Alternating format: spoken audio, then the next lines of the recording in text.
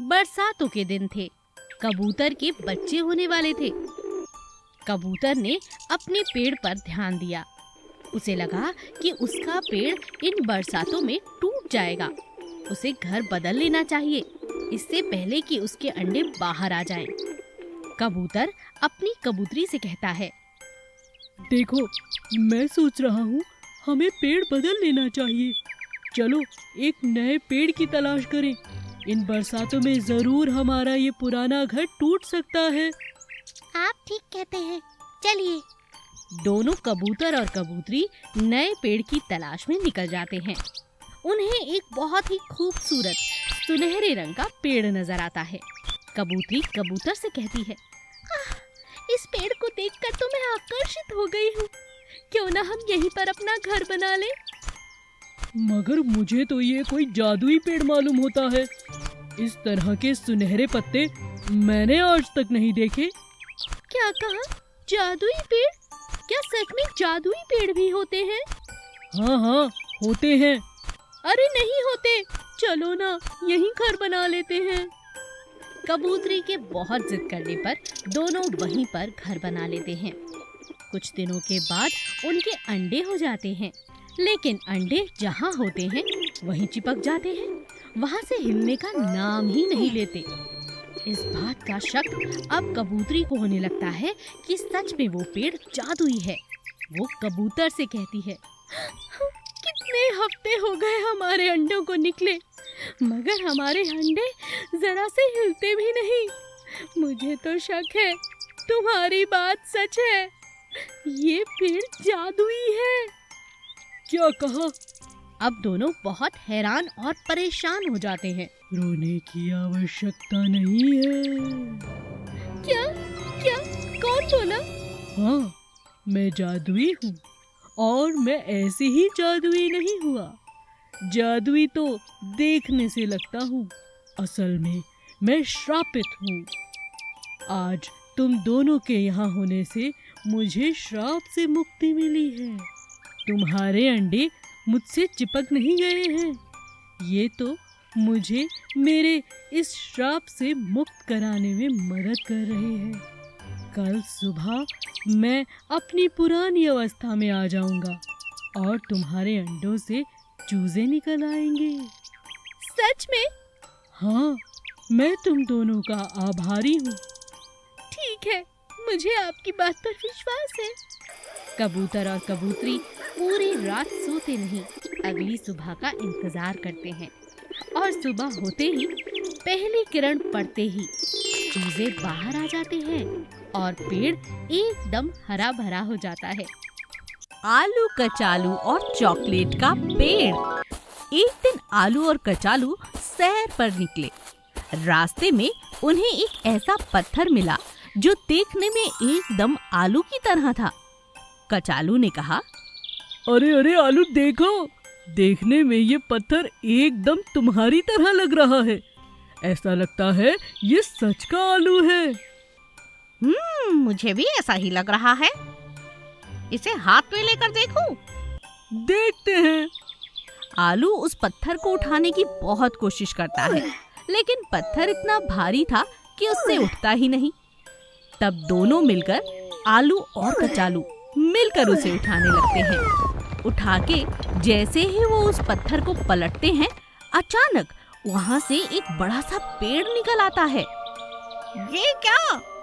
अरे ये तो पेड़ है। देखो देखो, इस पे चॉकलेट लगी हुई है। चॉकलेट? दोनों हैरान रह जाते हैं। वो पेड़ कोई मामूली आम पेड़ नहीं था। उसके ऊपर तरह तरह की टॉफियां, लॉलीपॉप और चॉकलेट लगी हुई थीं। तभी आलू को एक बात याद आती है और वो कचालू से कहता है, यार, मेरे मन में एक बात आई है। जानते हो, बचपन से मेरा एक सपना था, जैसे शहर और गांव के बच्चे वो बहुत सारी टॉफियां, चॉकलेट खाते हैं ना, काश हमें भी मिले और हमारे पास भी ऐसा पेड़ हो। मैंने सपने में कल ऐसा ही पेड़ देखा था। मुझे क्या मालूम था आज ये जादुई पेड़ हमें मिल जाएगा। क्या कहा? ऐसा है? कचालू बहुत हैरान रह जाता है। फिर आलू फिर से कचालू से कहता है, अब बाकी बातें छोड़ो, चलो चलकर टॉफी और चॉकलेट खाते हैं। आलू और कचालू उस पेड़ पर चढ़ जाते हैं और जी भर के चॉकलेट खाते हैं। चॉकलेट खा के वो थोड़ी सी चॉकलेट अपने दोस्तों के लिए ले लेते हैं। वो सब तो ठीक है, मगर कहीं ऐसा ना हो कि इस चॉकलेट से हमारा पेट खराब हो जाए। नहीं नहीं, ऐसा कुछ नहीं होगा, तुम चिंता मत करो। अब नीचे उतर जाते हैं। आलू कचालू पेड़ से नीचे उतर जाते हैं। एक थैले में अपनी चॉकलेट और टॉफियां डाल देते हैं। लेकिन थोड़ी देर बाद जब वो पलटकर देखते हैं तो वहाँ पर जादुई पेड़ था ही नहीं। दोनों एकदम हैरान रह जाते हैं। अरे ये क्या हुआ, कहाँ गया वो पेड़? हाँ? दोनों ये चमत्कार देखकर हैरान रह जाते हैं और एक दूसरे की शक्ल निहारते रह जाते हैं। तब आलू कचालू से कहता है, ये तो ठीक मेरे सपने की तरह गायब हो गया। अब तो जल्दी से घर चलो कचालू, डर लग रहा है। दोनों डर के मारे अपने घर जाते हैं और घर जाकर मजे से चॉकलेट खाते हैं। प्याज की खेती। राघव हर साल अपने खेतों में सिर्फ और सिर्फ प्याज की खेती किया करता था। अक्सर वो इस बात का ध्यान रखता था कि बाजार में कौन सी सब्जी की बहुत ज़्यादा डिमांड है। अक्सर उसी सब्जी का वो खेती किया करता था। प्याज की हमेशा ही बाजार में अच्छी डिमांड रहती थी, इसीलिए वो ज़्यादातर प्याज ही बोता था। एक साल प्याज के दाम आसमान छूने लगे थे। राघव की पत्नी ने उससे कहा, अजी सुनते हो, बीज डालने का समय हो गया है। पूरे गांव ने बीज डाल भी दिए और आप अभी तक बाजार से बीज लेकर भी नहीं आए हो। बात क्या है? अरे तुम तो नाराज हो जाती हो। आज वहीं जाने का मेरा प्रोग्राम है। मैं शहर जाकर बीज लेकर आता हूँ और उसी दुकान से लाऊंगा जहाँ से हमेशा से लाता हूँ। मुनाफा तो बिल्कुल निश्चित रूप से होगा। राघव शहर उसी दुकान पर जाता है जहाँ से वो हर साल बीज लेकर आया करता था। लेकिन इस साल वो दुकान बंद थी। आसपास पूछने के बाद पता चलता है कि अब वो दुकान घाटे में जा रही थी, इसीलिए हमेशा के लिए बंद हो गई। राघव को किसी और दुकानदार और उसके बीज पर बिल्कुल भरोसा नहीं था। राघव खाली हाथ घर लौट आता है। उसकी पत्नी ये सारी बात सुनकर हैरान रह जाती है। ये आपने क्या किया? एक दुकान बंद हो गई तो क्या हुआ? अरे किसी और दुकान से ले लेते। सारी दुनिया एक ही दुकान से हमेशा ही थोड़ी ना बीज लेती है। अब क्या बोओगे, क्या करोगे? मैं तो कहती हूँ कल ही जाओ और जाकर बीज लेकर आओ। अगले दिन राघव नई नई दुकानों पर जाकर बीज के लिए बात करता है, मगर कहीं भी उसे प्याज के बीज नहीं मिलते। पूरे बाजार में प्याज के बीज खत्म हो चुके थे।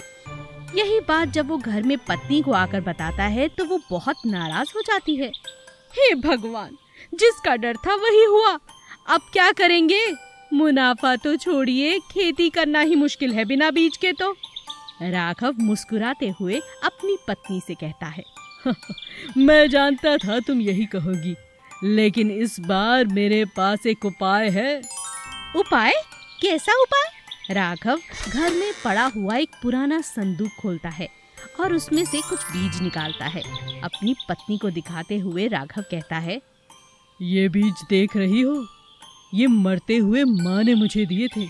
ये कोई आम बीज नहीं है, ये बहुत अच्छी फसल के बीज हैं। माँ ने कहा था, कभी किसी मौसम में अगर ऐसा हो कि बीज न मिले तो इन बीजों को खेतों में डालकर गुजारा कर लेना। माँ तो माँ होती है ना। देख, मेरे पास बीज है। इस बार तो फसल ऐसी होगी कि पूरे गांव के पास ऐसी प्याज न मिलेगी। हाँ, ये तो आपने सच में कमाल की बात कर दी। अगले ही दिन राघव अपनी पत्नी के साथ खेतों में बीज डाल देता है। खेतों में बीज डालने के बाद एक अजीब चीज होती है। एक एक प्याज का साइज इतना बड़ा होता है कि हर कोई दूर दूर से उसके खेत देखने आता है। एक एक प्याज 5-5 किलो का था। ना केवल राघव का प्याज दूर देश तक जाता है, बल्कि उसे इस बात का बहुत मुनाफा भी होता है। कभी कभी नुकसान के पीछे भी कोई फायदा होता है। बस हमें अपने नजरिए को बदलने की जरूरत है।